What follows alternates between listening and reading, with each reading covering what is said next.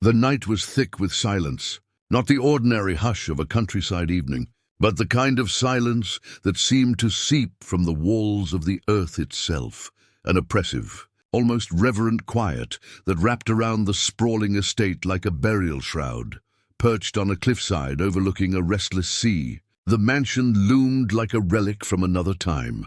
Its tall iron gates, chained and unwelcoming, guarded a mile-long driveway lined with skeletal trees that clawed toward the moon. Few dared to approach this place after sunset. The locals called it cursed, though none could ever agree on what sort of curse clung to its shadowed walls. Within those gates lived a man who had once been a legend, Jonathan Hale. 10 years ago, his name was whispered in glamorous circles, synonymous with charm, power, and the kind of wealth that rewrote destinies. Women adored him, men envied him, and the world seemed to bend slightly whenever he entered a room. But now, the rooms he occupied were empty. The echo of his footsteps against marble was his only companion. Inside, the mansion was a cathedral of loneliness.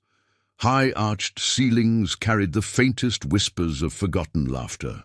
Portraits of ancestors glared down with cold, oil-painted eyes, their gilt frames glimmering in the faint light of chandeliers. Dust clung to velvet curtains heavy enough to smother a man. The scent of polished oak and old stone lingered in the air, a reminder that time moved differently here, slower, heavier, crueler. Jonathan sat in the library, a cavernous room lined with books no one read, staring at the fire that crackled in the hearth. His silhouette, sharp and weary, leaned against the leather armchair. The flames painted shifting shadows across his face, revealing the man he had become, older, harder, untouched by affection. For a decade, he had not allowed a single woman to cross the invisible boundary he built around himself. Not a lover, not even a friend. Rumors spread beyond the gates, feeding the town's curiosity like dry wood to a flame. He was betrayed.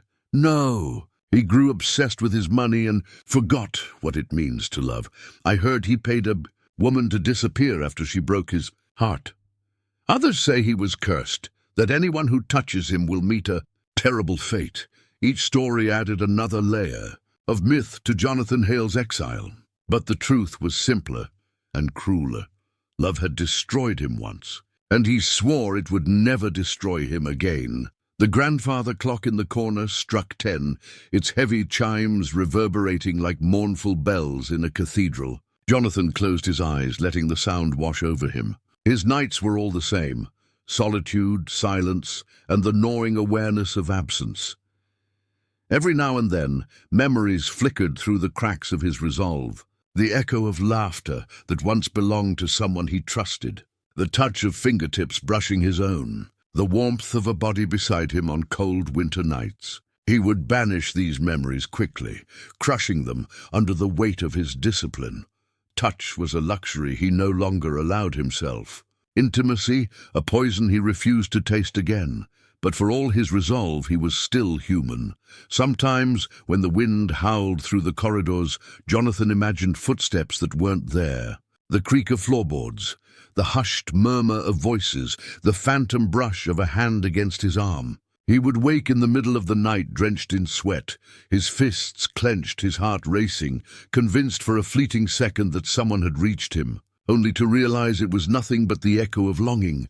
His wealth could buy anything: land, art, power, silence. But it could not buy him the one thing he missed most, the simple, uncalculated warmth of another human being. Tonight was no different. The storm outside pounded against the mansion walls. Rain lashed against the glass like desperate fingers. Thunder rolled across the sea, shaking the cliffside foundation. Yet inside, Jonathan remained motionless, his eyes locked on the fire, as though daring it to burn out. A servant entered quietly, placing a silver tray with untouched wine at his side. Jonathan didn't look up. The servant left just as silently, leaving behind the faint scent of tobacco and polished silver. Even those who worked under his roof spoke little. Fear, respect, or perhaps the infection of silence that spread from him like a disease. Jonathan leaned back, exhaling slowly, staring at the flames. Another night in the cage I built myself, he thought. Another night untouched, unseen, unknown. And so the legend of Jonathan Hale continued, growing darker with each year that passed. The millionaire who had everything but lived as though he had nothing. The man who hadn't touched a woman in 10 long years. No one outside those iron gates knew that beneath his polished steel exterior lived a man haunted not just by betrayal, but by his own desperate hunger to feel again. A hunger he fought daily, a battle he never spoke of, one that left him as hollow as the mansion he inhabited. Somewhere deep inside, Jonathan wondered if fate would ever send someone reckless enough, stubborn enough, human enough to break through. But that was a thought for another life, another world. Not this one. Not tonight. The fire dimmed to embers. Jonathan poured himself a glass of wine, the liquid catching the glow like spilled rubies. He lifted it to his lips, savoring the bitterness. Outside, the storm raged. Inside, the storm was quieter but far more dangerous, an emptiness that could no longer be contained forever. The mansion creaked, its stones groaning against the wind. Somewhere in the distance, a window slammed shut with a startling crack. Jonathan looked up, his sharp eyes narrowing. For a moment, the silence wasn't empty, it was waiting. He shook his head, dismissing the sensation, and turned back to the fire. He did not know it yet, but tonight's silence would not last. Change was coming, and when it arrived, it would shatter the fortress he had built, brick by brick, touch by forbidden touch. Morning crept slowly into the mansion, not with warmth, but with a pale, indifferent light that filtered through heavy curtains. The storm from the night before had passed, leaving the air thick with the scent of wet earth and salt from the sea. But inside, nothing changed. The walls absorbed time, making one day indistinguishable from the next. Jonathan Hale awoke in silence, as always. He did not dream. Not anymore. Dreams belonged to men who believed in possibilities, in futures unwritten. His nights were vacant stretches of darkness, and his mornings were mechanical awakenings. He rose, buttoned his shirt with precision, adjusted the cuffs, and walked into another day as if he were preparing for battle.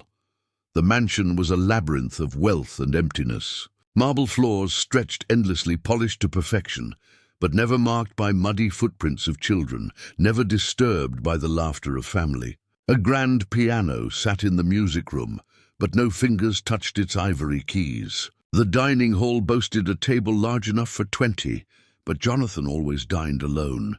His plate set at one solitary end while candles flickered into the void. He had designed his life to function like a clock, steady, controlled, unyielding. Breakfast arrived at precisely 8. Eggs, black coffee, toast. He never asked for variety, never craved indulgence. Food was fuel. Conversation was unnecessary. The servants moved like shadows, seen but unheard, trained not to disturb the atmosphere he demanded. Jonathan's wealth ensured he wanted for nothing. But it also ensured he lacked the one thing no fortune could buy: intimacy. In the study, Jonathan reviewed ledgers and contracts with ruthless efficiency. Investments rose, markets shifted, empires bent to his command.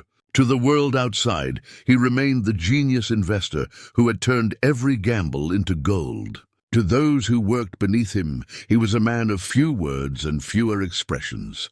But behind closed doors, the truth was clearer. Jonathan's life had narrowed into a suffocating corridor. Money flowed endlessly, yet joy had long since evaporated. When he wasn't buried in work, he wandered the mansion as though searching for something he couldn't name. His steps echoed across stone floors, bouncing back at him like ghosts. The mansion had become both a sanctuary and a prison, protecting him from the world, but also isolating him from it. Every so often, when the silence grew too heavy, Jonathan would retreat to the library. He surrounded himself with volumes on philosophy, history, even poetry. He told himself he read to sharpen his mind, but truthfully, he read to drown out the ache of his solitude. He lingered on passages about love, though he never admitted it aloud. Words about passion, betrayal, redemption. They stirred something deep inside him, something he had buried beneath years of discipline. He would close the book abruptly, almost angrily, as though punishing himself for even entertaining the thought of feeling again. Love was dangerous. Love had broken him once. He would not allow it to happen again, the staff whispered when they thought he wasn't listening. He never smiles. I've worked here 3 years, and I've never seen him speak more than 2 sentences at a time. Do you think he's lonely? But no one dared to ask him directly. Jonathan's rules were law. No prying questions. No unnecessary chatter. He paid them well to maintain the illusion of order. And yet even the servants could feel it, that his silence wasn't just discipline. It was armor. Armor against the world. Armor against himself. One evening, as Jonathan walked the halls, he paused in front of a door he hadn't opened in years. The handle was cold beneath his hand. The air in the corridor shifted, carrying the faintest memory with it. He unlocked the door and stepped inside. The room was untouched, preserved as though time itself had been ordered to stop. The bed was neatly made, though no one had slept there in a decade. A framed photograph still rested on the nightstand, face down as if he couldn't bear to look. Dust coated the mirror. Jonathan stood in the doorway, his chest tightening. Memories pressed against him like waves. The sound of a woman's laughter, the warmth of her touch, the way her absence had carved him open like a blade. He clenched his fists, forcing the memories back into the shadows where they belonged, without a word. He turned and locked the door again. He would never return. The days blurred together in ritual, meetings with lawyers, phone calls with partners, endless strategies to grow an empire that was already beyond comprehension. Jonathan did not spend his wealth. He only multiplied it. The mansion's vaults were filled with art no one admired, wine no one drank, jewelry no one wore. All symbols of a life he could never touch. At night, when exhaustion finally claimed him, he would sit alone in front of the fire again, a glass of untouched brandy in hand. The flames whispered stories of warmth and connection he no longer believed in. There were moments when Jonathan questioned himself. Not often, but enough. He wondered if he had truly chosen this life, or if it had chosen him after that fateful betrayal. Was solitude his shield, or his punishment? And in those rare moments of weakness, he thought about what it would be like if someone stepped into this fortress. Someone bold enough to walk past the gates. Someone unafraid of the silence. But he always silenced the thought. Such people didn't exist. Not anymore. The world saw Jonathan Hale as a man of steel. But behind closed doors, he was a man made of glass, fragile, hollow, aching for a touch he could never allow himself to feel. And so his life continued, each day as precise and predictable as the last. What Jonathan did not know was that fate was already moving in the shadows, weaving threads he could not see. That far beyond the iron gates of his mansion, someone's footsteps were being guided toward his door. Someone who would break the silence, someone who would shatter the glass. The city was a world away from the cliffside mansion. Yet its heartbeat carried its own kind of silence, one born not of wealth and emptiness, but of exhaustion and survival. In a cramped third-floor apartment that smelled faintly of old paint and fried food from the downstairs diner, Emily Carter stirred awake to the sound of her alarm. It was 5:30 in the morning. She rolled out of bed slowly, her body heavy with fatigue, every muscle reminding her that life was an uphill climb. Beside her, a small hand clutched the edge of a worn blanket. Her son, Michael, just 8 years old, slept soundly, his lashes brushing against his cheeks, his breathing deep and even. For a moment, Emily paused, watching him. In that quiet moment, despite everything, she felt the fierce warmth of love that kept her moving through the hardest days. Emily's life was far from the pristine order of Jonathan Hale's mansion. Her apartment was a mosaic of hand-me-downs, chipped furniture, and patched wallpaper. Toys were scattered across the floor, some broken, some missing pieces, all loved beyond measure. The refrigerator rattled when it turned on, nearly empty except for milk, bread, and a carton of eggs. She tied her hair into a loose bun, splashed water on her tired face, and forced herself into a day already waiting to drain her. By 6, she was in the kitchen flipping toast while scribbling reminders on a notepad. Pay rent. Call the school. Pick up extra shift. Her handwriting was hurried, jagged, the script of someone always chasing time she didn't have. Michael shuffled in, rubbing his eyes. "Morning, Mom," she smiled. A fragile smile stretched over a mountain of stress. "Morning, sweetheart, sit down. Eat quick, you'll be late," he obeyed, tucking into toast with the hunger of a growing child. Emily's eyes lingered on him. He didn't know about the overdue bills stuffed in the kitchen drawer. He didn't know about the letter of eviction hidden under a pile of unopened mail. He didn't know how close they were to losing even this modest home, and she would never let him feel that weight, not while she still had breath in her body. Emily worked 2 jobs. During the day, she waited tables at a diner, her smile worn thin but polite, her hands aching from carrying trays and refilling coffee cups for customers who barely looked at her. At night, she cleaned offices in the city, pushing a cart of supplies through glass towers that gleamed with wealth she could never touch. Sometimes, she felt invisible, another face in the crowd, another woman grinding herself down for wages that barely covered the basics. But to Michael, she was everything. His anchor, his protector, his mother. There were nights when exhaustion won. She would collapse into bed, still in her uniform, her shoes kicked off on the floor. Michael would crawl in beside her, whispering about his day, about school, about dreams of becoming an astronaut. She would smile through her half-closed eyes, pretending she wasn't drifting, nodding at his words, whispering, "You can be anything, sweetheart." In those moments, her heart ached with both pride and fear. She wanted more for him, more than this cycle, more than endless bills and broken promises. But the world was not kind to single mothers.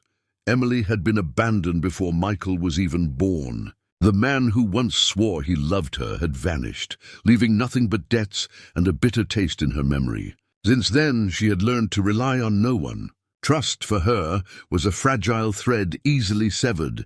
She fought not just against poverty, but against the judgment of strangers who whispered when she paid with food stamps, against landlords who threatened her when she was late on rent, against the loneliness that crept into her bones when Michael was asleep and the apartment was too quiet.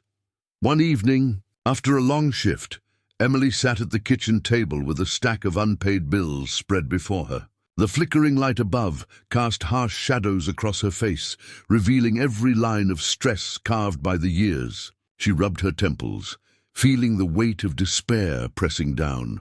Her phone buzzed with a text from her boss at the cleaning company. "Need someone to cover a special contract tomorrow night. Pays double. Big estate outside the city. Interested?" She stared at the message. Double pay. It meant groceries. It meant maybe pushing rent back another week. It meant Michael wouldn't notice the fridge running empty. She typed back quickly, "Yes, I'll take it." The next day unfolded as all the others did. Rush, struggle, survive. She dropped Michael at school, promising she'd be back before bedtime. Even though she knew she wouldn't, he hugged her tightly, eyes bright with trust, and she held on longer than she should have, whispering, "I'll always come back, I promise." By evening, she was on a bus heading toward the outskirts of the city, clutching a thermos of coffee and a worn jacket. The farther they drove, the fewer streetlights there were. The houses grew larger, more distant from one another, until finally she caught her first glimpse of it, a mansion perched on a cliff, dark, towering, otherworldly. Emily pressed her forehead against the cold window, staring at the silhouette against the stormy sky. It looked less like a home and more like a fortress, a place that held secrets that swallowed light. She shivered but reminded herself of the double pay. This was just another job, another night, another paycheck to keep her and Michael afloat. But somewhere deep in her chest, a flicker of unease settled. She couldn't explain it. Maybe it was the way the trees leaned toward the road, as if warning her away. Maybe it was the way the mansion seemed alive, watching. She shook her head, dismissing the thought. Tomorrow she would laugh about her imagination. She didn't know it yet. But the decision to take this one job, this one night at a stranger's estate, would change her life forever. In the heart of the city, Michael slept soundly, dreaming of stars and rocket ships. Emily sat alone on the bus, clutching her thermos, unaware that fate was steering her into the orbit of a man whose life was the mirror opposite of hers. A man who hadn't touched a woman in 10 years. A man whose silence was about to be broken. The night air was heavy with rain when Emily stepped off the bus. The road glistened under the glow of the single street lamp, a pale light fighting against the darkness. The estate loomed ahead, its iron gates shut tight, its silhouette towering above the cliffs like some ancient sentinel guarding secrets not meant for outsiders. Emily pulled her jacket tighter around herself. Clutching the strap of her cleaning supply bag, she approached the intercom, mounted on the stone wall, and pressed the button. The crackle of static answered first, followed by a clipped voice. "State your name." Her throat tightened, but she forced herself to answer. "Emily Carter. I was sent by the cleaning company." There was a pause. Then the gate creaked open with a sound that reminded her of old bones. She stepped forward, her heart drumming in her ears. The driveway stretched endlessly, lined with trees that swayed in the storm's breath. Thunder rolled overhead, and each flash of lightning revealed more of the mansion, a colossal structure, its windows like watchful eyes, its walls carved from stone that looked older than time. By the time she reached the front doors, she was drenched, her shoes squelching against the marble steps. She rang the bell, and the door opened to reveal a tall servant with a blank expression. He looked her over, unimpressed, but stepped aside without a word. Emily entered. The air inside was cold, dry, and unsettlingly still. Her eyes darted over the vast foyer.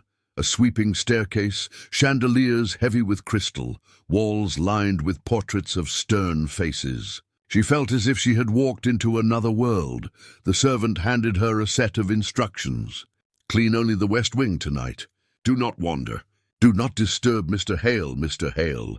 The name rang faintly in her memory. A reclusive millionaire rarely seen, spoken of like a myth. She nodded quickly, too tired and too wary to ask questions.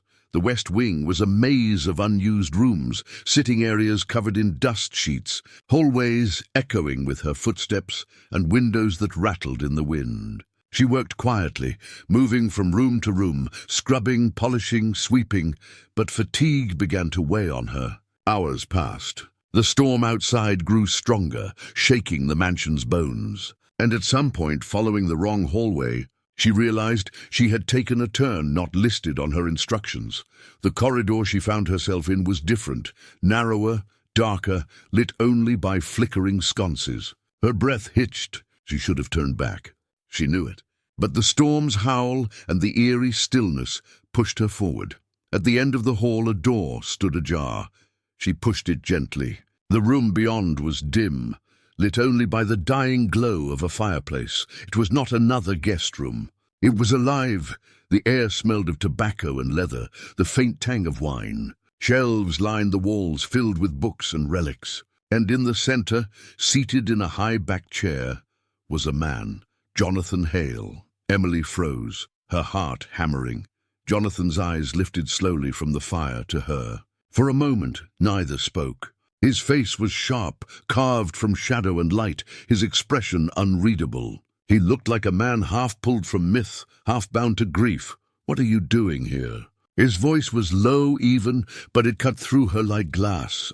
She stammered, clutching the strap of her bag. I must have taken the wrong turn. I didn't mean—" "You shouldn't be here." He rose from the chair with deliberate slowness. He was taller than she expected, his presence commanding, suffocating. He stepped closer, his gaze unflinching. "Didn't they give you instructions?" "Yes," she whispered. "I'm sorry. I didn't mean to disturb." "Then why are you standing in my room?" Her instinct screamed at her to leave, but her body refused to move. Something in his stare held her, dark, magnetic, dangerous. It wasn't just anger in his eyes. It was curiosity, confusion, something unspoken that burned like an ember beneath the ash. She swallowed, clutching her bag tighter. "I'll go. Right now." "I won't bother you again." Jonathan studied her. The storm outside cracked lightning across the window, illuminating her face in a sudden flash. For the first time in a decade, he found himself looking at someone not as an intruder, not as a threat, but as a presence, and something stirred inside him. Something he thought was long dead. Emily backed toward the door, but in her haste, her bag slipped from her shoulder, spilling supplies onto the rug. The clatter shattered the silence, bottles rolling, brushes scattering. She crouched quickly to gather them, muttering apologies. But Jonathan's gaze didn't leave her. Her fingers brushed against the floor, trembling slightly. His eyes caught the detail, the exhaustion in her face, the calluses on her hands, the way her breath came in shallow bursts. She was not like the women he remembered from his past. Not polished, not rehearsed, not pretending. She was raw, real, human. And for the first time in 10 years, Jonathan felt the strange, almost forgotten pull of wanting to reach out, but he didn't. Instead, he stepped back, his voice regaining its edge. "Leave, now!" Emily froze, then gathered her things as quickly as she could. She didn't argue, didn't explain further. She slipped past him, her heart racing, the echo of his presence clinging to her like smoke. She fled the room, the door shutting behind her with a heavy thud. Jonathan stood alone again, the fire crackling softly. He stared at the door long after she was gone. His pulse was unsteady, his thoughts tangled. A stranger had walked into his fortress. A woman had stood before him, breaking a silence he thought unbreakable. And though he had sent her away, the image of her face, the sound of her voice, and the accidental brush of her presence lingered. For the first time in a decade, the loneliness of his mansion felt different, not quieter, not louder, but unsettled, as if something had shifted, something irreversible. Emily, meanwhile, hurried down the hallways, her breaths ragged. She scolded herself. Why didn't you just turn back? Why did you open that door? But beneath the fear was something else, a strange, undeniable awareness. The man she had seen was not just a reclusive millionaire. He was something more complicated, broken but powerful, wounded but dangerous. And though she didn't know why, she sensed that this would not be the last time their paths would cross. The storm raged outside, lashing against the mansion's walls. And within those walls, 2 lives had collided, one by accident, the other by fate. Neither yet realized how profoundly that collision would change them. The storm had not relented. Rain lashed against the mansion windows, wind shrieked through the chimneys, and thunder cracked like cannon fire across the cliffside. The world outside was chaos, but inside Jonathan Hale's fortress, the chaos was quieter, contained, human, unsettling. Jonathan had returned to his chair after Emily fled his room. He stared at the flames, his jaw tight, his hands clenched. He told himself to forget her. She was a mistake, an interruption, a breach of his carefully ordered world, but her face would not leave his mind. The exhaustion etched into her skin, the quiet strength in her trembling hands, the defiance in her eyes even when she apologized. For 10 years, Jonathan had not allowed another soul to intrude upon his solitude. And yet, one misplaced step, one wrong hallway, and now her presence lingered like smoke in his lungs. Emily, meanwhile, had retreated to the west wing. She forced herself back into the rhythm of work, scrubbing, dusting, wiping, but her hands moved mechanically. Her mind caught in a storm of its own. The image of him, dark, sharp, commanding, stayed with her. She replayed the encounter over and over. The weight of his stare, the edge in his voice, the way the room itself seemed to bend around him. She told herself she had to forget it. She was here for one reason only, money. This job meant food on the table, rent covered, survival for her and Michael. Nothing else mattered, but still. Her heart hadn't stopped racing. Hours passed. Midnight approached. Emily finished her assigned work and gathered her things. The storm made her dread the long walk back to the gates. Her shoes were already soaked from the trip up. She thought about asking if she might wait it out inside, but the idea of crossing paths with him again froze her tongue. Still, fate is cruelly persistent. As she moved down one corridor, the lights flickered under the storm's strain. The mansion groaned, and suddenly the power cut. Darkness swallowed the hallway whole. Emily gasped, fumbling for her phone's flashlight.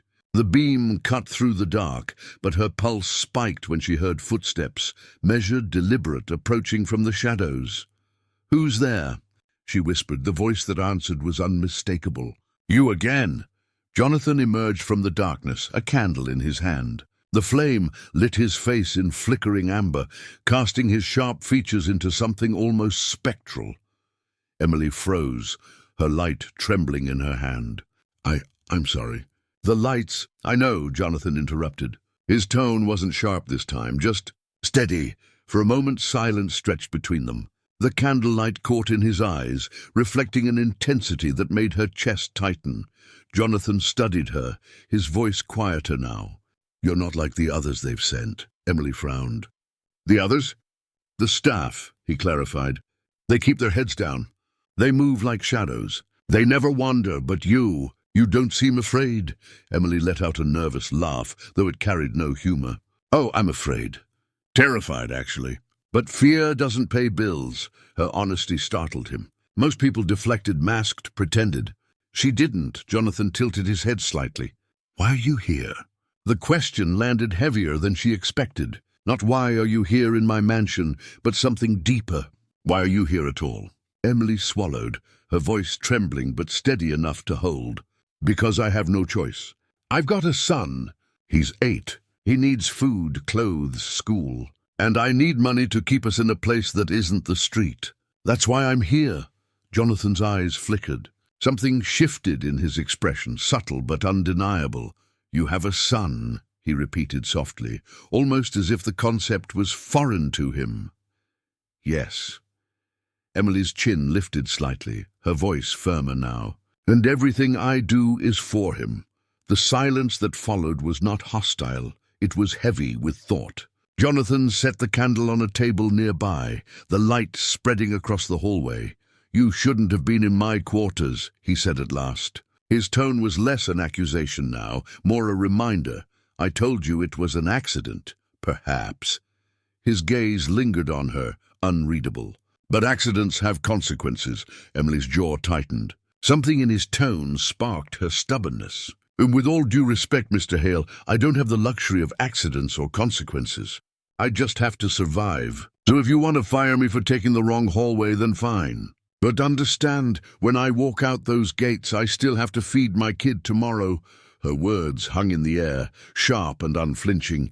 Jonathan stared at her. For a decade, no one had spoken to him like this. No one had dared, and against his own will, he felt something stir again, an emotion he hadn't named in years. Respect. The storm roared louder, rattling the windows. A flash of lightning illuminated both of them, standing across from one another in the dark corridor. Jonathan spoke again, his voice softer than before. "You don't bow," Emily blinked. "Excuse me?" "Most people," he explained, "they lower their heads around me. Out of fear, out of greed. You don't." Emily's lips curved into the faintest smile, though her eyes were still guarded. "Maybe I don't have the energy for bowing." Jonathan studied her a moment longer, then let out a breath he didn't realize he'd been holding. For the first time in 10 years, Jonathan Hale was not simply alone in his fortress. He was seen, the moment stretched, charged, fragile. Emily shifted her bag on her shoulder. "I should go." Jonathan nodded slowly, but his eyes didn't leave her.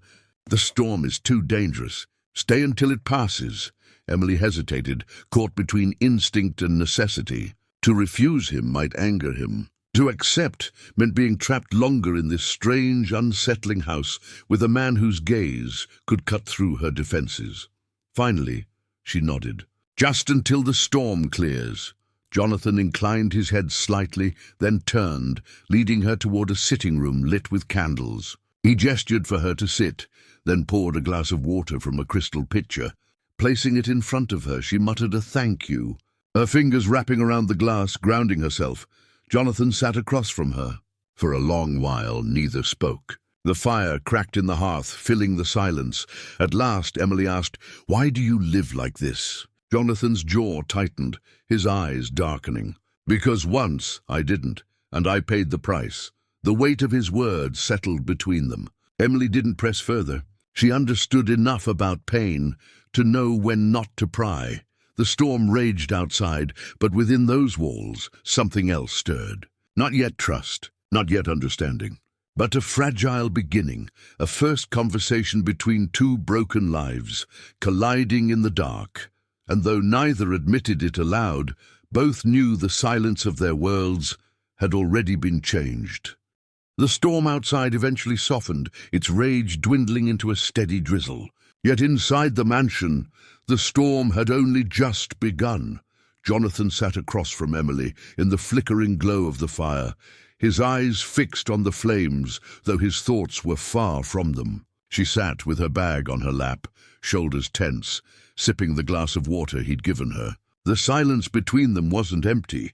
It was dense, almost suffocating, filled with things unspoken. It was Emily who finally broke it. "You said you paid the price once. For living differently." Her voice was gentle, but the words landed like stones. Jonathan's jaw tightened. For years, no one had dared ask him anything personal. And yet here she was, sitting in his house, staring at him with quiet insistence. He turned toward her slowly. His eyes were sharp, but not cruel. "You shouldn't ask questions like that." Emily held his gaze, refusing to shrink. "Maybe, but I think you want someone to." Jonathan's lips pressed into a thin line. For a long moment he said nothing. Then, as though the weight of her words pried open a door he had long kept locked, he spoke. 10 years ago, I trusted someone with everything I had. My wealth, my heart, my name." He let out a bitter laugh, humorless and cold. "She didn't want me. She wanted the empire. And when she was finished taking what she could, she left me hollow, left me bleeding, left me watching my own fortune nearly burn to ash." His hands curled into fists, the candlelight catching on his knuckles. His voice dropped lower, rougher. "I swore after that never again. Never again would I let anyone that close. Never again would I allow myself to be touched, in any sense of the word." Emily listened quietly. She didn't pity him. She knew men like him wouldn't want pity. Instead, she nodded slowly, absorbing the confession like a truth carried in shadow. After a long silence, Jonathan's gaze shifted. "And you? What carved those lines into your face?" Emily blinked, surprised by his bluntness. She almost deflected, almost said nothing. But something in his tone, an edge softened not by sympathy but by recognition, compelled her to answer. She set her glass down, her voice steady but tinged with fatigue. "I was 20 when I found out I was pregnant. The man who swore he loved me walked away before Michael was even born. He didn't want the weight of responsibility, so I carried it alone." Jonathan's expression flickered, almost imperceptibly. Emily continued. "Since then, every day has been a fight. Rent, groceries, bills, and people looking at me like I failed at life because I couldn't keep a man around. I've heard it all, but what they don't understand is—" Her voice cracked slightly, then steadied again. "He's the best thing that's ever happened to me. My son, the reason I wake up, the reason I keep going, no matter how hard it gets." Her eyes shone with unshed tears, but she refused to let them fall. Jonathan leaned back, studying her as though she was something foreign. He had known women who lived for luxury, women who lived for attention. But this grit, this fire born from survival, was alien to him, and strangely captivating. The room seemed to shrink around them, the firelight wrapping them in a cocoon of shared confessions. Two people worlds apart, yet bound by the same wound, betrayal. Jonathan broke the silence again, his voice quieter now. "You trust no one." Emily let out a hollow laugh. "Should I? Trust is a currency I can't afford, not when I have a child depending on me. People leave, people take. I can't risk either." Jonathan's eyes darkened with recognition. "Then you understand." "I do," she admitted softly. Their eyes met across the fire, a reflection of mirrored scars. The storm outside faded to a drizzle, but the storm inside lingered. Jonathan rose from his chair, pacing slowly toward the window. He placed a hand on the glass, watching raindrops chase each other down the pane. His reflection stared back at him, hollow-eyed, haunted. "Do you ever wonder?" he asked quietly, if maybe we're the broken ones? If maybe the world moved on, and we're the ones who stayed stuck? Emily thought of Michael, of her endless shifts, of the way her life revolved around survival. She thought of the nights she lay awake, wondering if her sacrifices would ever be enough. Yes, she whispered. Every day. Jonathan turned, his gaze cutting into her. And yet you keep going. Her chin lifted, pride and defiance woven together. Because I don't have the choice to stop. Jonathan studied her, the faintest trace of something soft flickering across his expression. For a decade, he had surrounded himself with walls so thick no one could breach them. And yet here was a woman who hadn't even tried, and still managed to crack the silence. Emily stood, adjusting her bag. I should go. My son's waiting. Jonathan nodded slowly, though a part of him, the part he thought had withered, wanted to ask her to stay. But he said nothing. His silence was habit, and habit was hard to break. She walked toward the door, her footsteps soft against the carpet. Just before she reached it, Jonathan spoke. Emily. She turned, surprised he remembered her name. His voice was low but certain. You said you can't afford trust. Neither can I, but maybe we're not meant to carry it alone forever.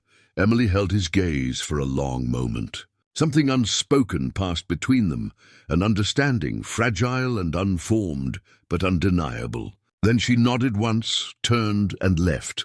Jonathan remained by the fire long after she was gone. For the first time in 10 years, his solitude felt different. It wasn't just silence anymore. It was absence, and absence meant he had felt something again. Emily walked back through the mansion's endless corridors, her footsteps echoing louder than before. Her heart raced, not from fear, but from something far more dangerous. A connection. As she stepped out into the drizzle, pulling her jacket tight around her, she couldn't shake the feeling that her life had just shifted, that her son's future, her own path, had collided with something vast, dangerous and uncharted. She didn't know what would come of it. She only knew this.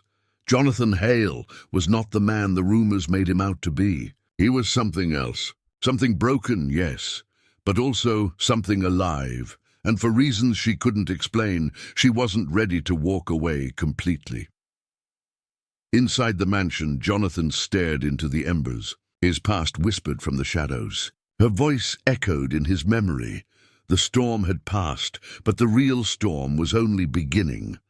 Days passed, but neither of them could shake the memory of that storm-lit night. For Jonathan, the silence of his mansion felt heavier, sharper. For Emily, the routine of her life, her son, her jobs, her exhaustion, was unchanged, but her thoughts drifted back unbidden to the man with the haunted eyes.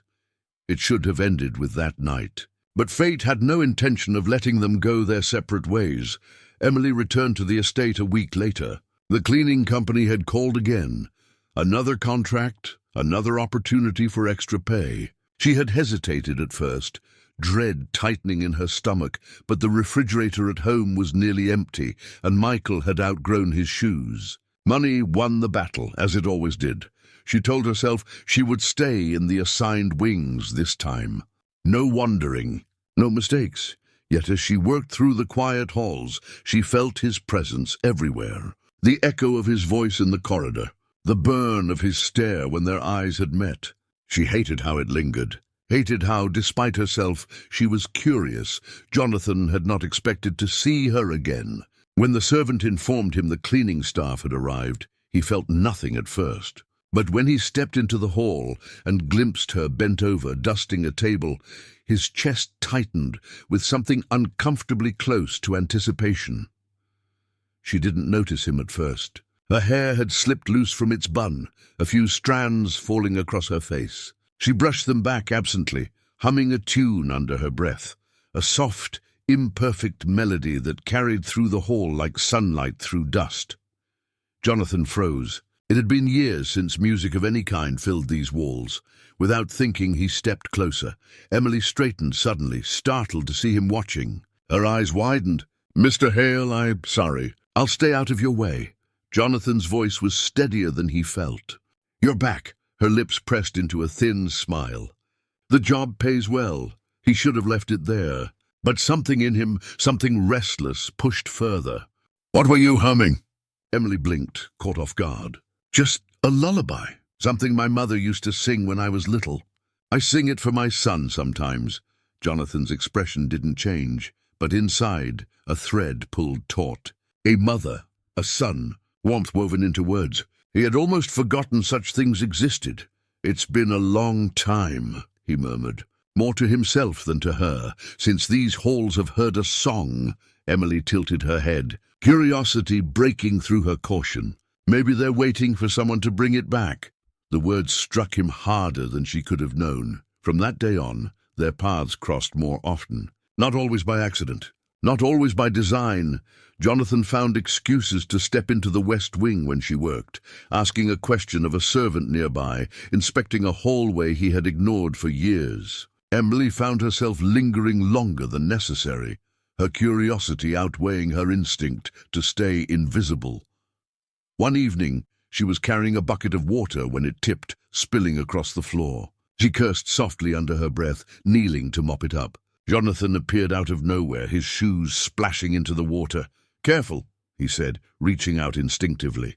His hand hovered above hers, the distance between their skins so small it was almost unbearable. For a moment, Emily froze, the air charged with tension. He pulled back abruptly, his jaw tightening, as though he'd nearly crossed a forbidden line.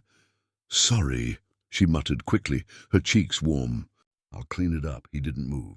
He stood there watching her, his eyes unreadable until she finished. Then he turned without a word and left, but the memory of that almost touch lingered in both of them long after. One afternoon, as she polished the grand piano in the music room, Jonathan appeared again. "Do you play?" he asked. Emily looked up startled. "Not really. I had lessons once when I was a kid, but life didn't leave much time for that." Jonathan's eyes flicked to the keys, then back to her. "Play something," her brows furrowed. "I told you I can't. Try." The command in his voice was softened by something else, curiosity, maybe even longing. Against her better judgment, Emily sat on the bench. Her fingers hovered uncertainly, then pressed a few notes. The melody was clumsy, halting but alive.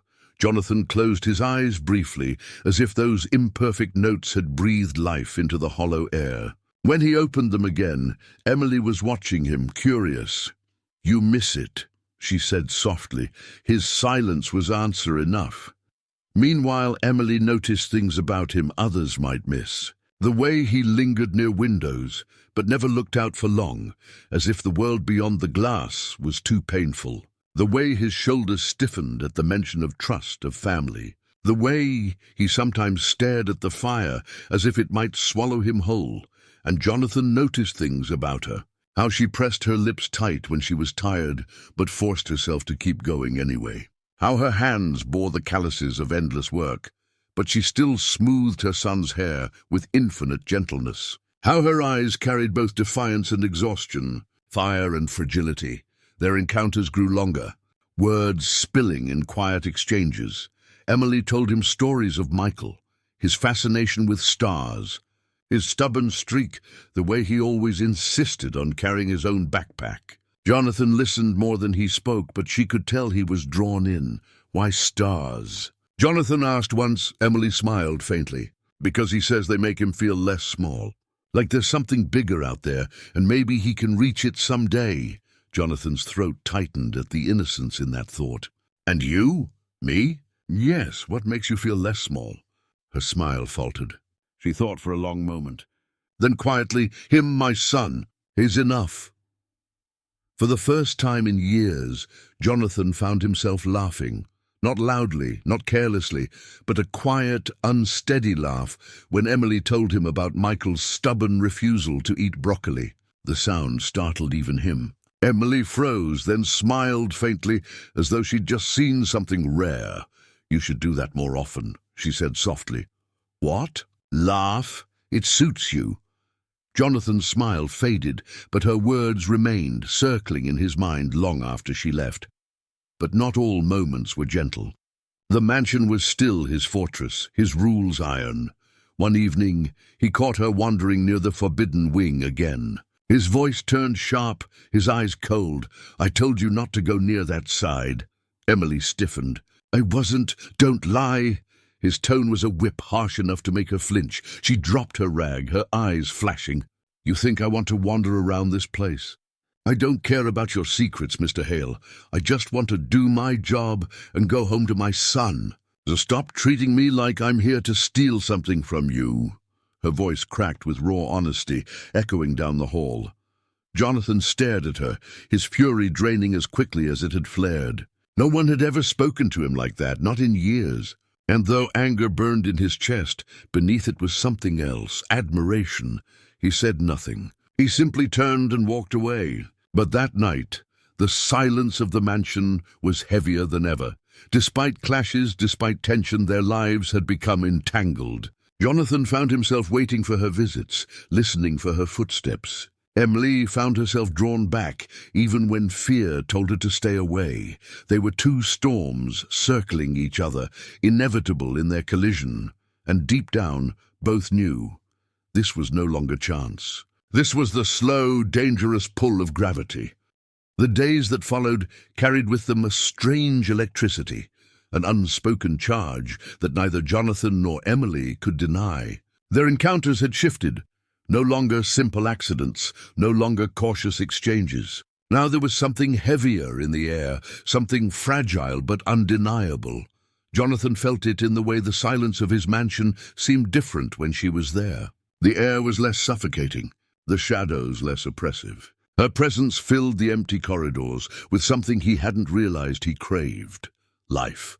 Emily felt it too. She hated herself for it sometimes, hated that her thoughts drifted to him even while she worked her shifts at the diner or tucked Michael into bed. He was nothing like the world she belonged to. He was wealth, control, and power. She was survival, exhaustion, and grit. Yet when she thought of him, her chest tightened in ways she couldn't explain. It happened one evening. Emily had been assigned to the library. The vast room smelled of old leather and smoke, its shelves lined with books that stretched up toward the vaulted ceiling. She worked quietly, dusting, her rag gliding over shelves that hadn't been touched in years. Jonathan entered silently. She didn't notice him at first. He stood by the doorway, watching as she reached for a high shelf, her body stretching, the faint crease of effort on her brow. Something stirred in him, an ache deep in his chest. Finally, she noticed his presence and nearly dropped the rag. "Mr. Hale," she said quickly, flustered. "I didn't realize—" "You don't have to stop," he interrupted. His voice was calm, softer than she was used to. She hesitated, then turned back to her work. But her movements were slower now, more deliberate, aware of his gaze. Jonathan moved closer, trailing his fingers along the spines of the books. "You handle everything as though it matters," he said suddenly. Emily blinked, caught off guard. "What do you mean?" "These shelves, this dust, most would rush through careless. But you treat even forgotten things with care." She gave a small, tired laugh. "When your whole life is about scraping by, you learn not to take anything for granted. Even dust." Jonathan's lips curved into the faintest trace of a smile. "A philosophy I never considered." Their eyes met, and for a moment, the air between them thickened. The storm came not from outside this time, but from within. As Emily turned back to the shelf, her foot caught on the edge of the rug. She stumbled, the rag slipping from her hand. Jonathan reached instinctively, catching her before she could fall. It was nothing, an accident, a reflex. But it was also everything. Her body pressed lightly against his chest, his hand firm against her arm. The contact was brief, but to Jonathan it was seismic. 10 years of silence, 10 years of denying himself any touch, and now, in this accidental moment, the walls cracked. Emily froze, her breath catching. Her eyes lifted to his, wide, uncertain. His gaze burned into her, unflinching, unreadable. For a heartbeat neither moved. The world narrowed to the space between them, the warmth of his hand, the tremor in her chest, the fire crackling softly behind them. Then Jonathan pulled back, almost violently, as if scorched. He stepped away, his breath uneven, his expression hardened. "Be careful," he muttered, his voice low. Emily straightened quickly, her cheeks flushed, her pulse racing. She gathered herself, forcing her voice steady. "I'm fine. Thank you." But her voice betrayed her. The crack in it revealed what she refused to say aloud. She had felt it too. Jonathan retreated to the fireplace, his hand gripping the mantel. His mind was chaos. 10 years. 10 years without allowing this. 10 years burying it. And yet one accidental touch had unraveled him. He glanced at her, her hands trembling slightly as she picked up the rag, her chest rising and falling too quickly. He knew she felt it as much as he did. That realization terrified him. The following days were worse. Every time they crossed paths, the tension grew heavier. A brush of shoulders in a hallway. The accidental graze of fingers as she handed him a book, the way their eyes lingered too long. Each moment was a spark, and Jonathan felt himself standing too close to a fire he had sworn never to touch again. One evening, Emily found herself in the music room again. She sat at the piano, her fingers pressing tentative notes, the melody halting but soft. Jonathan entered quietly, listening. "You shouldn't stop," he said. She glanced at him, wary. "It's nothing. Just noise." "It's not noise," he said firmly. "It's life." Their eyes met again, and the silence stretched. Jonathan stepped closer, and Emily's breath hitched. She could feel the air shift, feel the pull of him like gravity. "Why do you keep looking at me like that?" she asked, her voice breaking the tension. Jonathan's voice was low, almost a growl. "Because I haven't looked at anyone in 10 years, and I don't know how to stop." Emily's heart pounded. "Then maybe you shouldn't start." But neither of them moved away. The temptation built like a storm they couldn't outrun. One night, Emily was wiping down a table when Jonathan appeared unexpectedly close, his presence overwhelming. She looked up, startled, her rag falling to the floor. He bent to pick it up at the same time, their hands brushing. The contact was fleeting, but the shock of it coursed through both of them. Their eyes locked, and neither pulled away. Jonathan's breath came uneven. "You shouldn't be here." Emily's voice trembled. "Neither should you." And then silence. Heavy, dangerous, filled with everything they weren't saying. Jonathan turned away abruptly, his fists clenched. He paced the room like a man at war with himself. Finally he stopped, his voice raw. "I swore never again, never again would I allow this." Emily's voice was barely above a whisper. "Allow what?" He turned, his eyes burning. "This." His hand lifted slightly, hovering between them, trembling as if weighed by years of restraint. Emily stood frozen, her chest tight. Her instincts screamed to step back, to protect herself, to remember the distance between their worlds. But something deeper, something fragile and reckless, kept her rooted in place. Her voice was soft but steady. "You don't have to fight it forever." Jonathan's hand trembled in the air, inches from hers, but he didn't close the gap. He couldn't. 10 years of discipline, 10 years of silence, 10 years of wounds chained him. Finally, with a guttural breath, he dropped his hand and stepped back. "Go, please." Emily's heart ached at the words, but she obeyed. She gathered her things, her steps quick, her face turned away so he wouldn't see the storm in her eyes. Jonathan remained alone in the room, his body rigid, his mind screaming. He had touched her by accident. He'd almost touched her again by choice, and it had nearly undone him.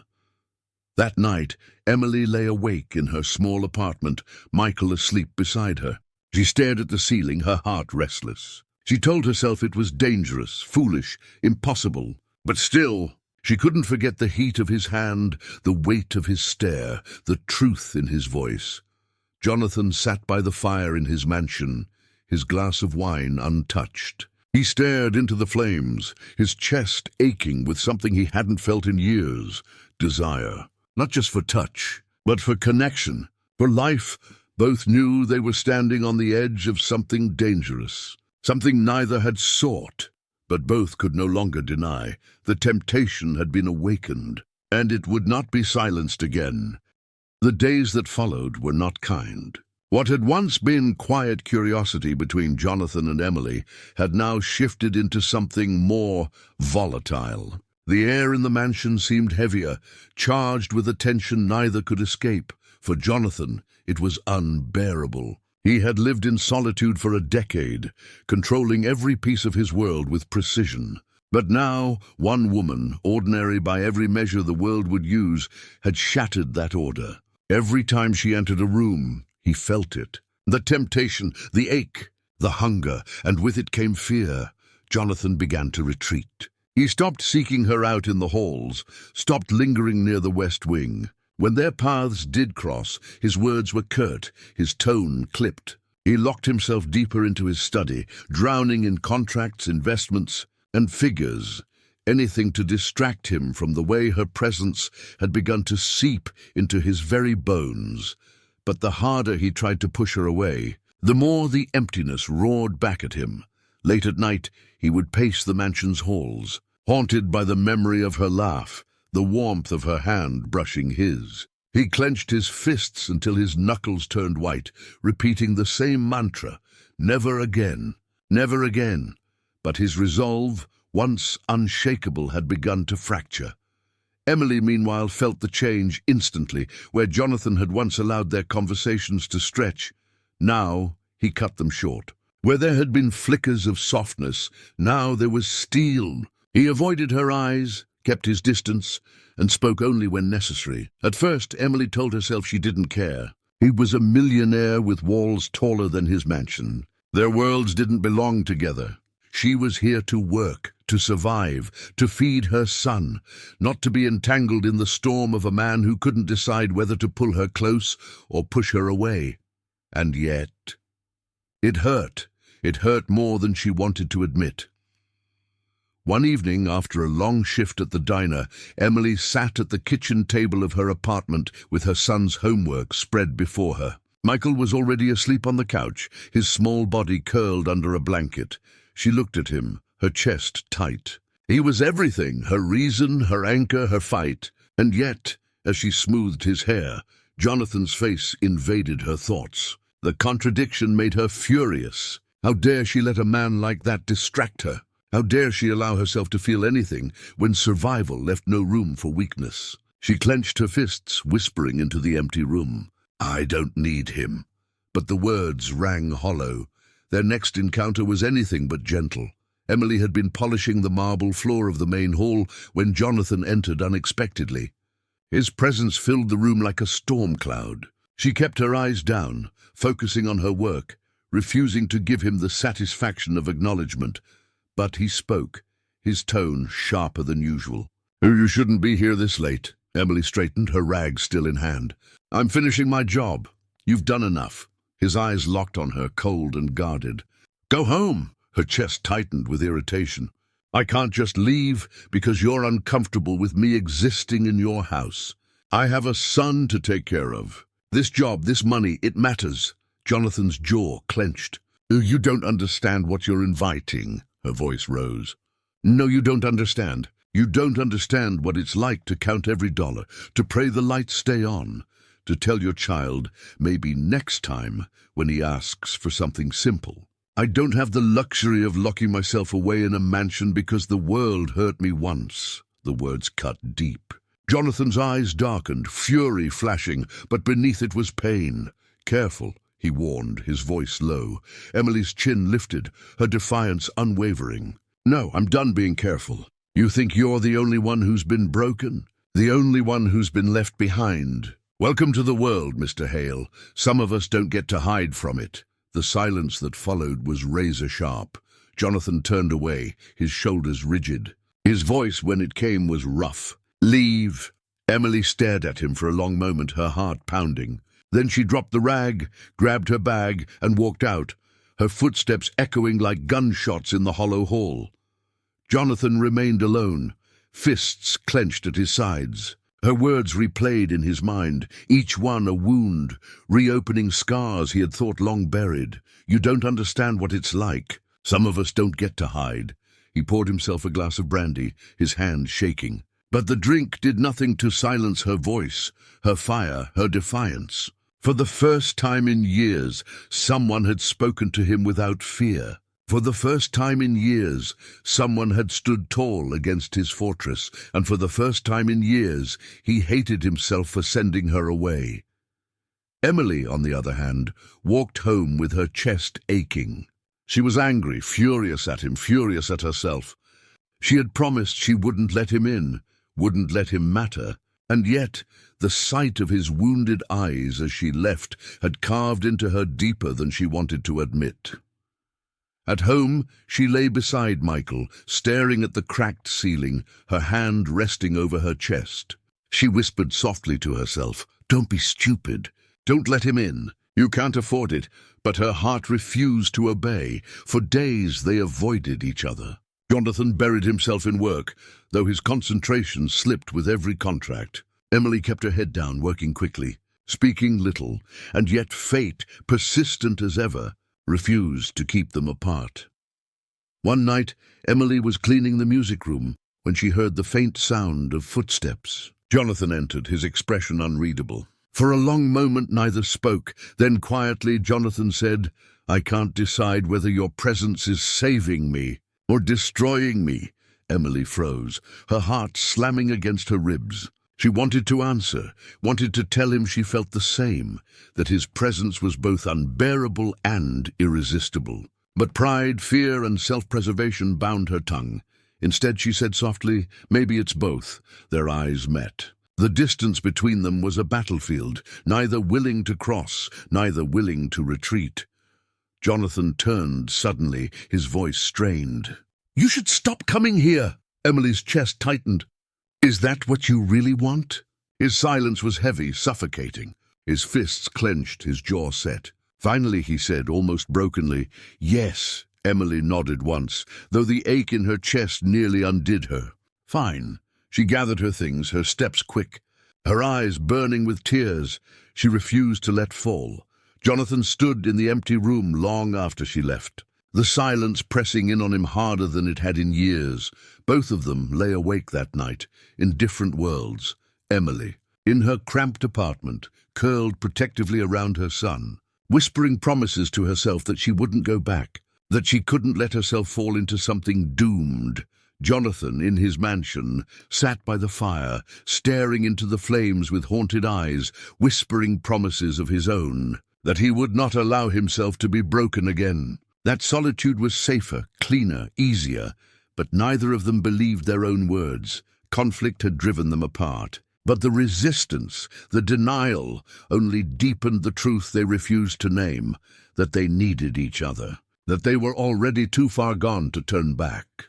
The mansion had returned to silence, but it was no longer the silence Jonathan knew. It was not peace. It was not solitude. It was absence. Emily had not returned for 3 days. He told himself it was a relief, that her defiance, her fire, her presence had been nothing but a disruption.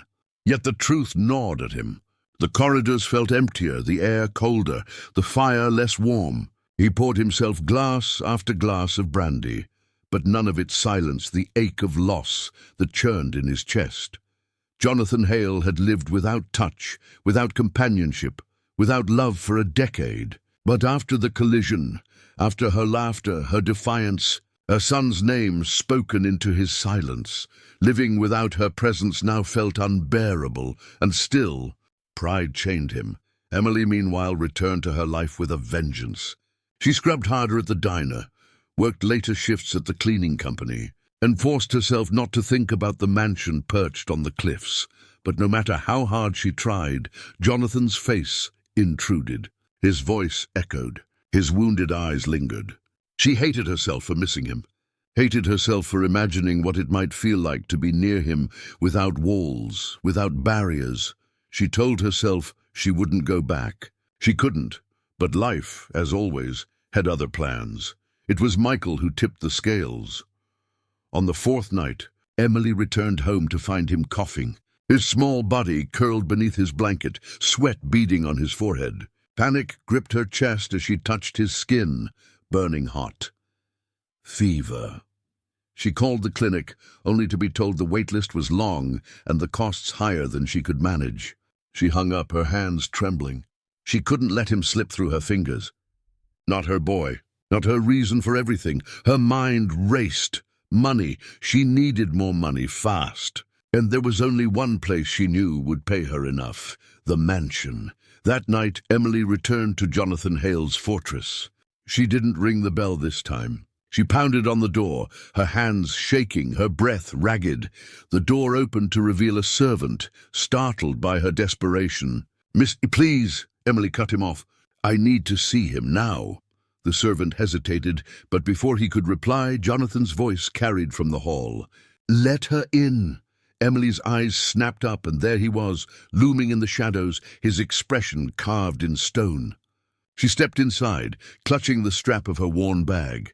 Jonathan studied her silently for a long moment before speaking. "You said you wouldn't come back." Her voice broke as she answered. "I didn't have a choice. My son, he's sick. I need money for treatment, please." Jonathan's chest tightened. For a decade, he had locked himself away, turning his wealth into a fortress that served no one but himself. And now, here she was, raw, desperate, pleading for something he could give with a word. He stepped closer, his eyes softening despite himself. "How much?" Emily blinked, stunned. "What? How much do you need?" His voice was low, steady. "Say the number. I'll cover it." Tears threatened her eyes, but pride forced her chin up. "I don't want charity. I'll work for it. Give me more hours. More rooms, anything." Jonathan stared at her, conflicted. He could buy her silence, her debt, her survival in an instant. But her defiance reminded him of something he had lost long ago. Dignity, choice, pride. Finally, he nodded. "Then stay, work, as long as it takes. But I'll ensure your son gets what he needs." Emily exhaled shakily, relief and gratitude warring with pride. "Thank you." The mansion shifted after that night. Emily worked with renewed ferocity, her fear for Michael driving her. Jonathan, in turn, found himself drawn to her presence, not just with desire, but with something deeper, respect. He saw her strength in the way she never complained, her love in the way her eyes softened when she spoke of her son, her resilience in every calloused hand and tired smile. One evening, he passed the kitchen and found her speaking softly with the cook, laughing faintly at some small joke. The sound made his chest ache, an ache that wasn't loneliness this time, but longing. Another night, he discovered her asleep in the library, her head resting on the table, exhaustion finally claiming her. He stood there for a long moment watching, something unfamiliar flickering in his chest. Then quietly, he draped a blanket over her shoulders before leaving. But it wasn't only Jonathan who softened. Emily began to see pieces of him she hadn't expected. One afternoon, she found him in the garden, staring at a rose bush that had long since withered. His expression was distant, almost fragile. She hesitated, then asked quietly, "Why keep it if it's dead?" He glanced at her, then back at the roses. "Because once it lived, and sometimes memory is harder to bury than truth." Emily's chest tightened at the honesty in his words. In that moment, she no longer saw a fortress of stone, but a man carrying ruins inside him. The crisis of Michael's illness became the thread that bound them. Jonathan had his doctor visit the boy, ensuring treatment, ensuring hope. Emily resisted at first, her pride flaring, but Jonathan was relentless. "Let me do this," he told her firmly. "Not because you asked." "Because I want to." And slowly, against her instincts, she let him. One night, when the rain had returned to the cliffs, Emily found herself once again in the library. Jonathan sat by the fire, his usual glass of brandy untouched. She hesitated at the doorway, then stepped inside. "You saved him," she whispered. "My son, I don't know how to thank you." Jonathan looked up at her, his gaze steady. "You don't have to." Silence stretched, but it was no longer hostile. It was warm, fragile, human. Emily stepped closer, her breath uneven. "You don't have to do this either.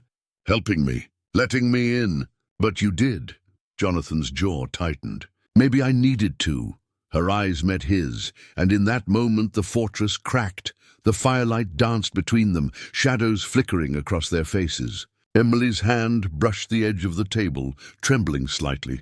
Jonathan's gaze fell to it, then back to her face. His own hand twitched, restrained by 10 years of silence, of fear. Finally he whispered, almost brokenly, "I don't know how to be near someone anymore." Emily's voice was soft, steady. "Then let me remind you." And with those words, the distance between them collapsed. Jonathan reached for her, not with hunger, not with conquest, but with trembling hesitation. His fingers brushed hers, a tentative touch, fragile as glass. Emily didn't pull away. Instead, she laced her hand with his, grounding him. The sensation hit him like a storm. 10 years without touch, 10 years of silence, and now warmth, real and undeniable, burned through his skin. His breath shuddered. His eyes closed. Emily's other hand lifted, brushing against his jaw. He flinched at first, his body resisting out of habit. But then he leaned into it, his walls shattering with every second of contact. For the first time in a decade, Jonathan Hale let himself feel, and in that moment, the fortress broke.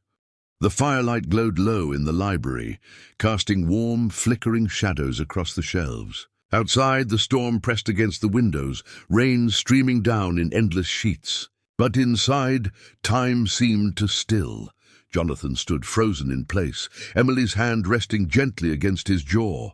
Her touch was feather-light, hesitant, but it broke through a decade of armor. His breath caught, and for the first time in 10 years, he allowed himself not just to exist, but to feel. He closed his eyes. For so long, he had forgotten the shape of tenderness. He had trained himself to believe it no longer existed, that it was a trick, a weapon, a weakness. But her hand was steady, uncalculated, free of pretense. It was not a bargain. It was not a trap. It was just... Touch. Emily, too, was trembling. She had promised herself never to rely on anyone again, never to let her guard down, never to risk her heart. But here she was, standing in a stranger's fortress, holding a man who had been both terrifying and magnetic since the first night she stumbled into his room. Her mind screamed at her to stop, to remember Michael, to remember survival. But her heart, her very bones, whispered something else. You need this too. Jonathan opened his eyes slowly, meeting hers. For a moment, neither moved. The silence between them was charged, the weight of unspoken longing stretching tighter and tighter until it felt like it would snap. And then it did.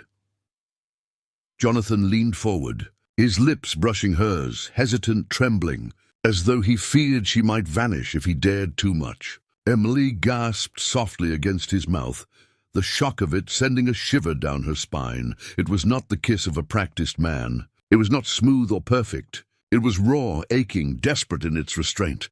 And because of that, it was real. Emily responded slowly, her hand sliding from his jaw to the back of his neck, pulling him closer. The kiss deepened, still trembling but no longer hesitant. 10 years of silence, 10 years of loneliness, 10 years of denial, all breaking open in the span of a single touch. Jonathan pulled back, his forehead resting against hers, his breath ragged. I shouldn't, Emily whispered back, her voice unsteady. Neither should I, their eyes locked.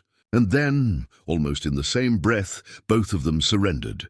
The firelight burned lower as Jonathan guided her gently toward the sofa. His movements were careful, reverent, as though afraid the moment might shatter. Emily's hands traced the lines of his shoulders, feeling the tension carved into every muscle. The years of restraint built into his body. For a man who had commanded empires, he trembled like a boy in her presence. And for a woman who had carried the weight of the world alone, she finally let herself lean into someone else's strength. Their lips met again. Deeper now, hunger replacing hesitation. Jonathan's hands slid to her waist, pulling her closer, while Emily's breath caught at the sensation. It had been so long for her too, so long since someone touched her not out of duty, not out of obligation, but out of pure, unspoken need. Between kisses, Jonathan's voice broke in fragments. 10 years. Emily's reply was a whisper against his lips. Then let tonight remind you. And with that, they let go. Time unraveled in the firelit room. Jonathan's walls, built stone by stone over a decade, crumbled with every caress. Emily's scars, carved by years of abandonment and survival, softened under the weight of his tenderness. Their intimacy was not frantic. It was deliberate, slow, heavy with the gravity of two souls rediscovering what they thought they had lost forever. Every brush of skin, every breath shared was a reclamation. For Jonathan, it was the rediscovery of touch. For Emily, it was the rediscovery of trust. At one point, Jonathan stopped, pulling back, his chest rising and falling as though he were drowning. His eyes searched hers, desperate and uncertain. "Are you sure?" Emily cupped his face with both hands, her eyes unwavering. "Yes, because for once, I'm not afraid." That answer undid him. He kissed her again, fiercely this time, no longer fighting the storm inside.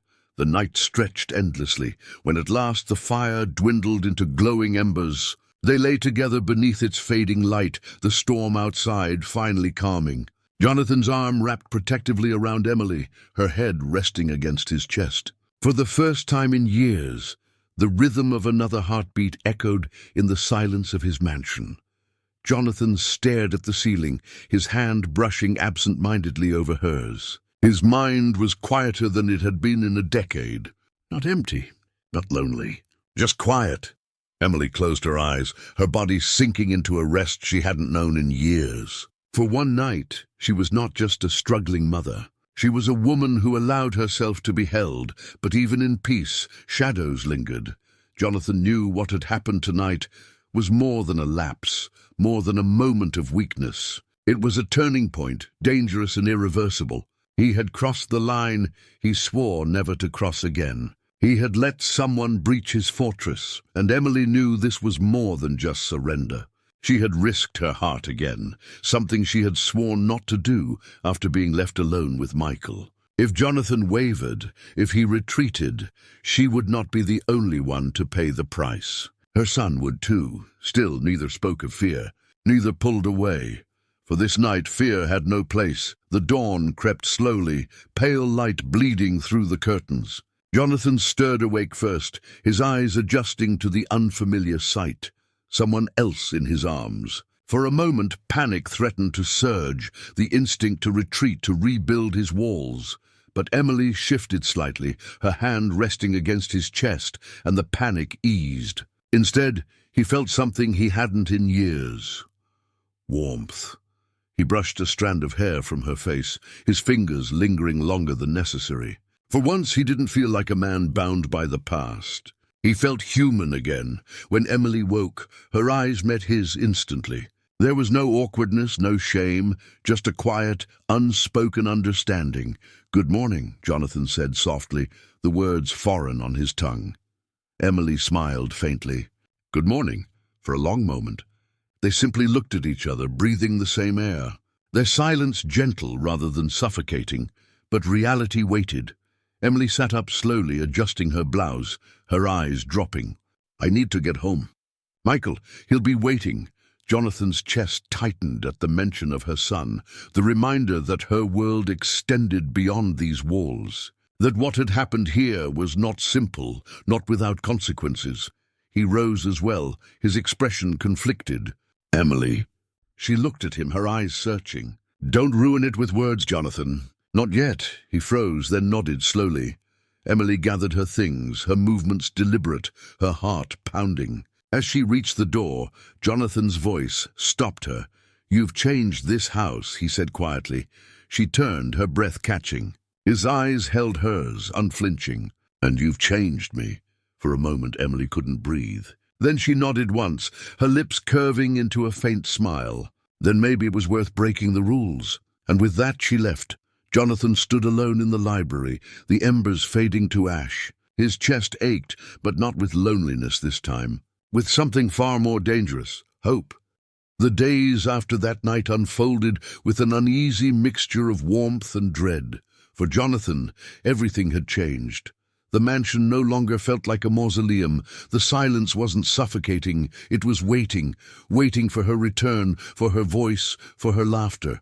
He found himself lingering in the library, remembering the curve of her smile in the firelight, the sound of her breathing as she rested against his chest. For Emily, everything had changed too. But unlike Jonathan, she couldn't afford to linger in the dream. She still woke before dawn, still worked double shifts, still counted pennies in her kitchen with Michael's homework spread on the table beside her. Yet every time she closed her eyes, she remembered the way Jonathan had held her, the tenderness buried beneath his fortress of silence. It had been a night of surrender, but morning always brings consequences. The first came swiftly. One afternoon, as Emily wiped down the tables at the diner, a co-worker slid into the booth across from her. "So," the woman said, smirking, "word is, you've been working up at the Hale estate." Emily froze, rag clutched in her hand. "Who told you that?" The co-worker shrugged. "Doesn't matter. People are talking. You know how it is. Single mom lands job at the reclusive Millionaire's mansion. You can guess what they're assuming." Emily's chest tightened, her stomach twisting. "They don't know anything." The woman's smile widened, sharp as a knife. "They don't have to. Gossip doesn't need truth to ruin someone." Emily stood abruptly, her rag falling onto the table. She walked away without answering, her heart pounding. She couldn't let whispers ruin the fragile life she had built, not when Michael depended on her. But the truth was already spreading like cracks in glass. Jonathan, meanwhile, faced his own storm. One of his advisors confronted him during a business call. "Mr. Hale, I'll be frank. The board is concerned. You've been distracted, absent from meetings, missing deadlines, and there are rumors about a woman." Jonathan's voice hardened. "My personal life is not their concern. With respect, sir, everything about you is their concern. You are the face of your empire. If people believe you've compromised yourself—" Jonathan ended the call abruptly, his jaw clenched. His empire had been built on control, discipline, and an image of untouchable strength. But now, for the first time in years, he was willing to risk it, because for the first time in years, he wanted something more than wealth. And that terrified him. The tension between their two worlds grew sharper. One evening, Emily arrived at the mansion, her face pale, her shoulders tense. Jonathan noticed immediately. "What's wrong?" he asked. She hesitated, then spoke quietly. "People are talking. About us, about me, at work, in the neighborhood. They think I'm with you for money." Jonathan's expression darkened. "Let them talk." "You don't understand," Emily snapped, her voice trembling. "You live in a fortress. You can afford silence. I can't. Every whisper, every look, it affects me. And worse, it affects my son. He's already hearing things at school." Jonathan's chest tightened. The idea of Michael suffering because of him was unbearable. He stepped closer, his voice low.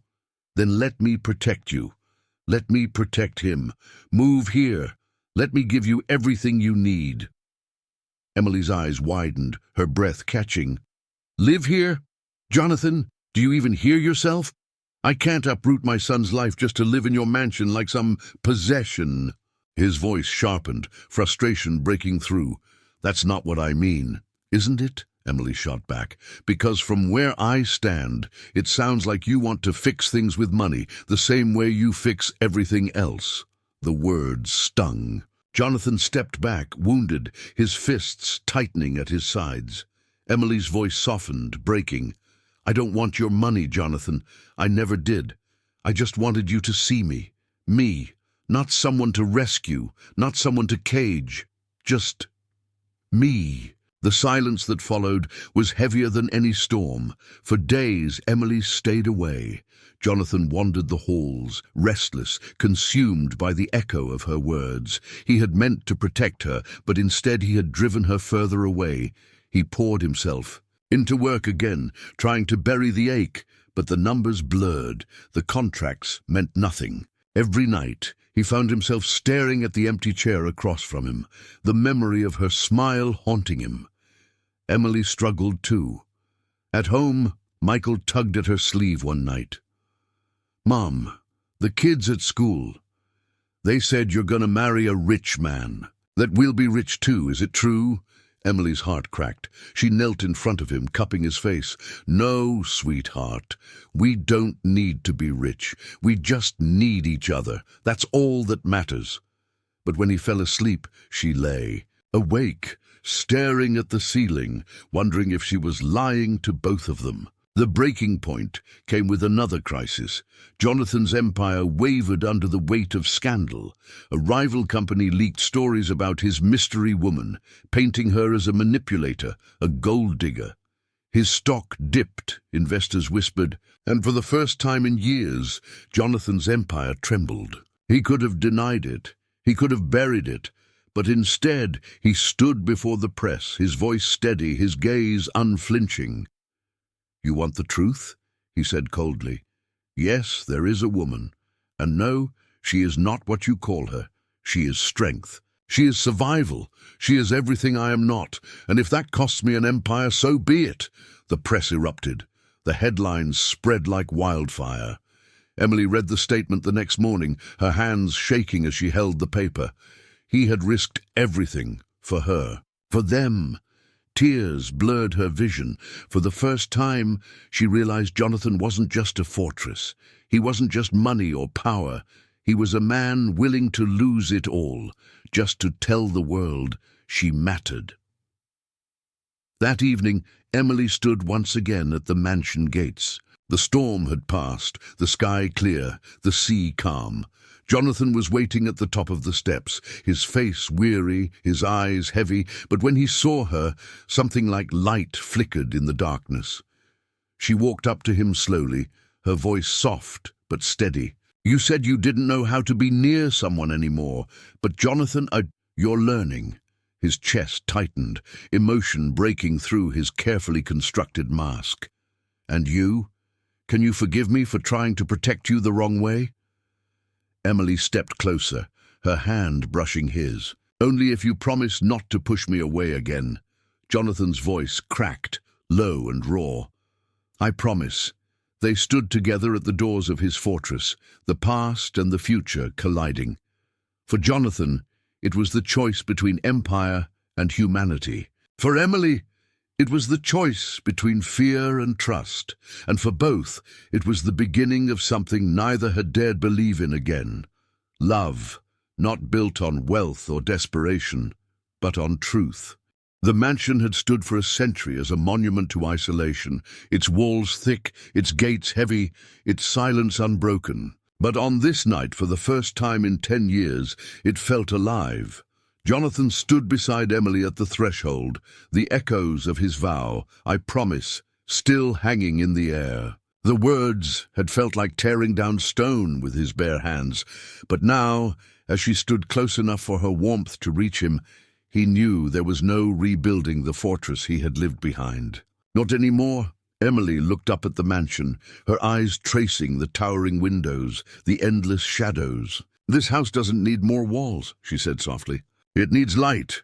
Jonathan's gaze followed hers. For years, he had seen this place only as a refuge from the world's betrayal. Now in her presence, he saw what it had really been, a tomb, and it was time to open the doors.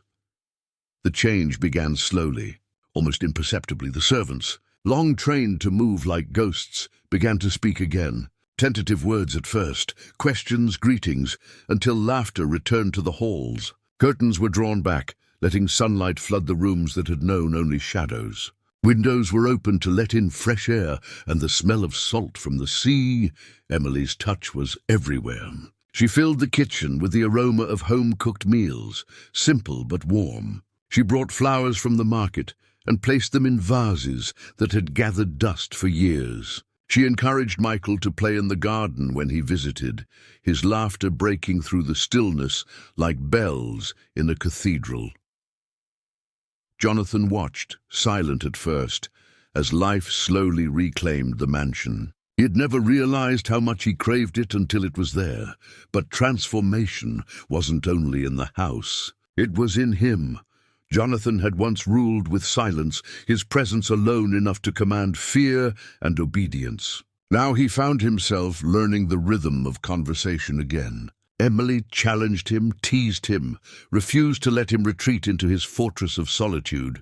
"You don't have to be steel all the time," she told him one evening, sitting by the fire. "I don't know how to be anything else," he admitted. Her smile was gentle but firm. "Then let me teach you." And she did, day by day, moment by moment.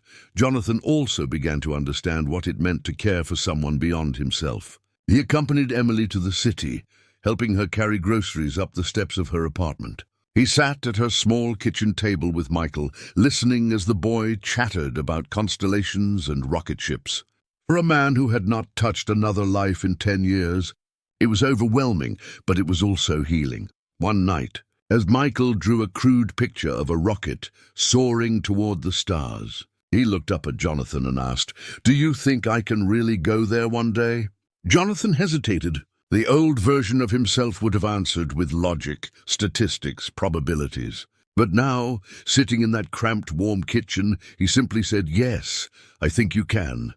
The smile on Michael's face undid him. Still, not everything was easy. Jonathan struggled with the weight of vulnerability, with the fear that lingered like a scar. He woke some nights drenched in sweat, memories of betrayal clawing at him. Emily would find him sitting by the fire, glass in hand, staring into nothing. "Talk to me," she would whisper, wrapping a blanket around his shoulders. And slowly, haltingly, he did. He told her of the woman who had broken him, of the empire nearly destroyed, of the years he spent convincing himself he didn't need anyone. Emily listened, not with pity, but with understanding. "You're not the only one with scars," she reminded him gently. "But scars mean we survived, not that we're broken." Her words stayed with him, echoing louder than the ghosts of his past. The turning point came on a warm spring evening. Emily had brought Michael to the estate for the weekend. The boy darted through the gardens, chasing fireflies as dusk settled over the cliffs. Emily stood at the edge of the terrace, watching him, her hair catching the last of the sunlight. Jonathan stepped beside her, his eyes fixed on the scene.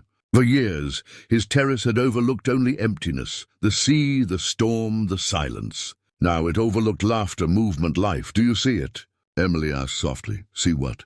"The difference," she said. "This house isn't just walls anymore. It's breathing again." Jonathan swallowed hard. His voice was quiet, almost reverent. "Because of you," she turned, her eyes locking onto his.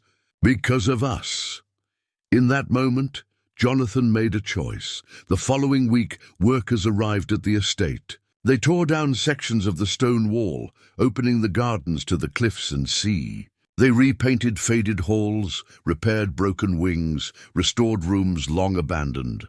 Jonathan donated a portion of his fortune to fund a community center in the city, something Emily had once spoken of wistfully, a safe place for children like Michael to learn and dream.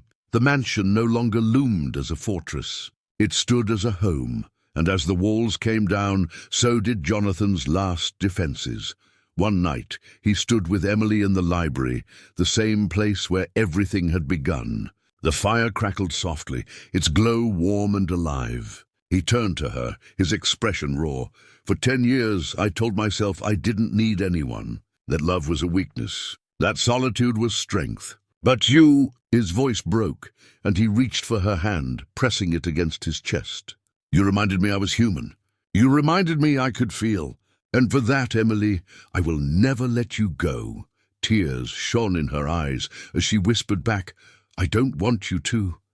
Their lips met, not with hesitation this time, but with certainty. It was no longer surrender. It was commitment. The mansion had been a place of shadows. Now it rang with laughter, with warmth, with the fragile but undeniable strength of love. Jonathan Hale, once a man of silence and solitude, had torn down his walls. And Emily Carter, once a woman of survival and struggle, had found not just refuge, but partnership, respect and love. Together they stood at the cliff's edge, the sea stretching endlessly before them, no longer afraid of the storms to come, because walls could fall, empires could crumble. But what they had built, something real, something human, would endure. The sea was calm that morning. Waves lapped gently against the cliffside, the sun rising over the horizon in strokes of gold and amber. The storm-torn sky that had so often defined this estate was now clear, painted with light. Jonathan Hale stood on the terrace of his mansion, his hands resting on the stone railing. The man, who had once been a legend of solitude, looked different now. The sharpness was still there, the wealth, the command, but the emptiness was gone. His eyes, once hollow, now carried warmth. Behind him, laughter drifted through the open doors. Emily's voice, light and steady. Michael's, bright and infectious. The sound filled the halls that had once been silent for years.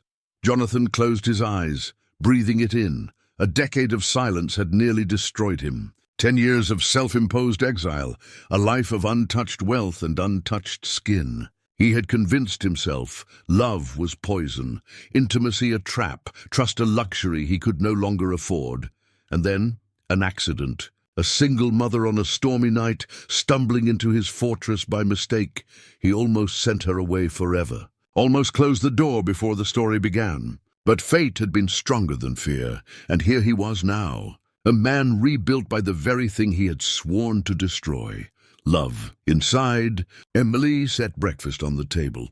Nothing extravagant, just eggs and toast, coffee and fruit. Yet to Jonathan, it felt more luxurious than any feast his wealth had ever purchased. Michael darted in with a drawing clutched in his hand. "Look!" he exclaimed, shoving the paper toward Jonathan. "It's us, you, me and Mom. I drew us standing by the ocean." Jonathan took the paper carefully, as if it were the most precious artifact in his entire collection. The drawing was crude, stick figures against blue waves, but it pierced him deeper than any masterpiece. He crouched, meeting Michael's eyes. "It's perfect," Michael grinned proudly, then ran off again, his laughter echoing. Jonathan stood slowly, his gaze finding Emily's. She was watching him, her lips curved into a soft smile. In her eyes, he saw everything. Not pity, not awe. Just love. Later, as the day warmed, Jonathan walked through the mansion with Emily by his side. He paused in the library, the place where silence had once been his only companion, the place where their first real conversation had sparked. He remembered the firelight, the hesitation, the almost touch that had nearly undone him. Now, standing there again, he reached for Emily's hand without hesitation. Their fingers intertwined naturally, easily, as if they had always belonged. "Do you realize," Jonathan murmured, "what you've done to this house?" "To me?" Emily squeezed his hand gently. "I didn't do it, you did. You chose to open the doors." Jonathan's throat tightened. "No, you knocked. And you didn't leave when I told you to." Emily smiled faintly. "Maybe I was stubborn. Maybe," he said softly. "You were exactly what I needed." As the afternoon sun streamed through the windows, Jonathan found himself in the forbidden wing, the place he had locked for 10 years, where the ghosts of betrayal had lived. Emily stood with him at the door, hesitant. "You don't have to go in," she whispered, but Jonathan shook his head. "I do." "Not alone." He opened the door. The room was the same, untouched, dust layered on the surfaces, a photograph still face down on the nightstand. For years, this space had been a monument to pain. Jonathan stepped inside, Emily's hand steady in his. He picked up the photograph, holding it for a long moment. Then with a deep breath, he set it down again, this time face up. The past no longer needed hiding. He turned to Emily, his voice quiet but certain. 10 years broken, but one touch healed me. Her eyes filled with tears. She leaned against him, her hand pressed to his chest, his arm wrapping around her. The fortress had finally fallen. That evening, as twilight painted the sky in shades of violet and gold, Jonathan, Emily, and Michael stood together on the terrace. The boy pointed at the horizon, chattering about stars and rocket ships, his voice full of hope. Emily's arm was around him, her other hand clasped in Jonathan's.